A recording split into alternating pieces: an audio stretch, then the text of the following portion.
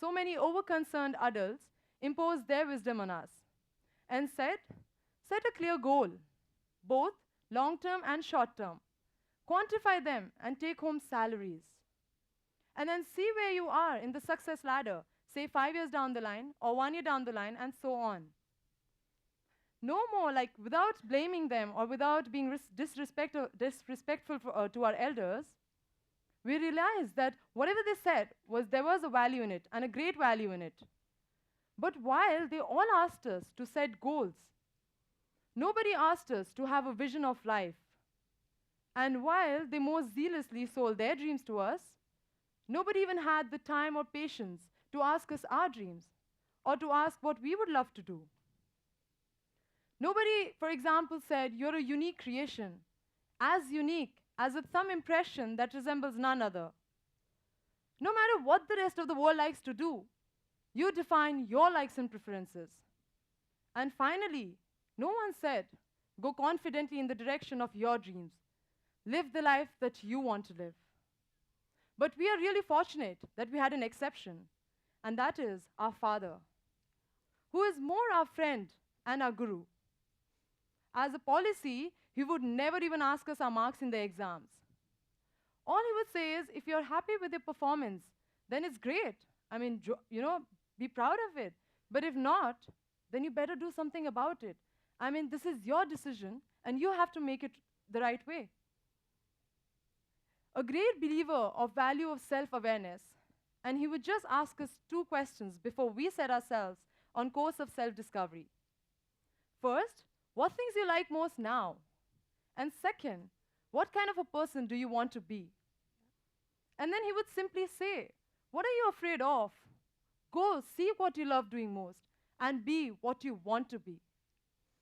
He has always taught us not to be a victim of circumstances. In fact, he has wholeheartedly supported our passion, even if it is climbing the most dangerous mountains in the planet.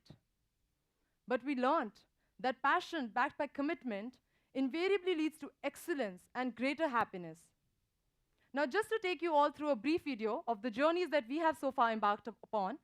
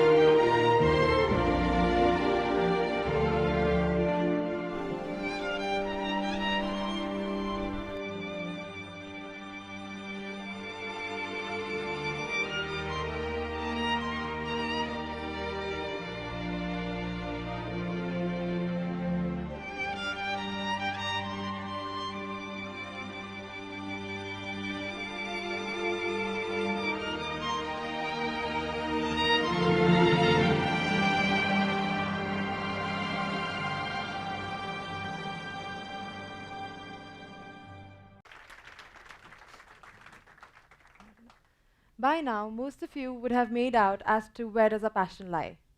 Yes, climbing mountains is our ultimate passion, and we are living it to the fullest. Now don't ask us why. Enough folks on the street have asked us this. We simply tell most of them that we are crazy, for most won't understand things beyond. High mountains look so imposing and so intimidating. For us, challenging them also serves as a wake-up call to move out of our comfort zones, because that's where life truly begins.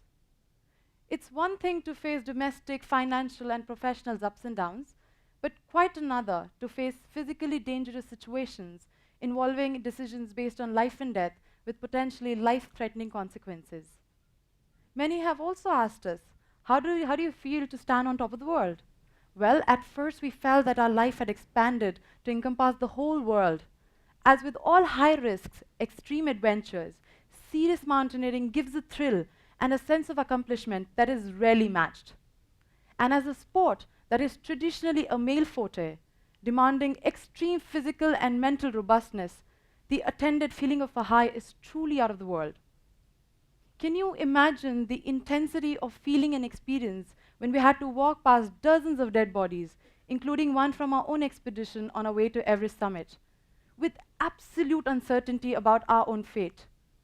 With near similar experiences on most of our subsequent climbs, we as young girls to have climbed the 5 highest peaks of the 7 continents, each being a world's first, we feel like we are on cloud 9.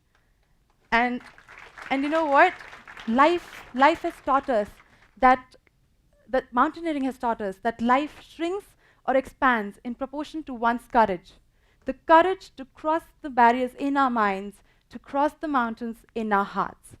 And this joy you will only begin to experience when you have learned to celebrate life as a most precious gift to be fully enjoyed, without fear, without self-doubt.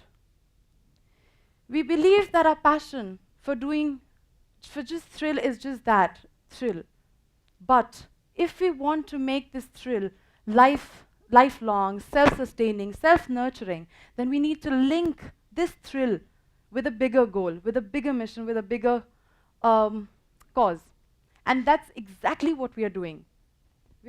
We are on for the 7th summit mission, which is the 2 of us wanting to climb the 7 highest peaks of the 7 continents. And this is truly for the Indian girl child. We have a very clear vision for our mission. Firstly, we wish to encourage the youth, and especially our girls, to take to outdoor sports. And secondly, we aim to encourage the girl child to dream big and exceed her goal limits. We are deeply inspired to support the cause of the Indian girl child. For one, because we too are girls, and most importantly, because we have our roots in one of the most conservative parts of northern India, which is the state of Haryana, having one of the most worst sex ratios in the world. We feel the pain of the blatant and epidemic violation of the girls' human rights. Many parents, especially in rural areas, consider boys as the only offspring, and that's what hurts us. We stand solidly with the girl child with whom we wish to carry on our dreams, because every day she has so many challenges, she has so many mountains to conquer before she can prove herself in the society. So we wish to give her the right life that she deserves. Our parting message to you all will be that in life you'll come across certain things that will capture your eyes, but you must follow or pursue those that capture your heart. And as Steve Jobs had famously said, that your time is limited, so don't waste it living someone else's life. Thank you.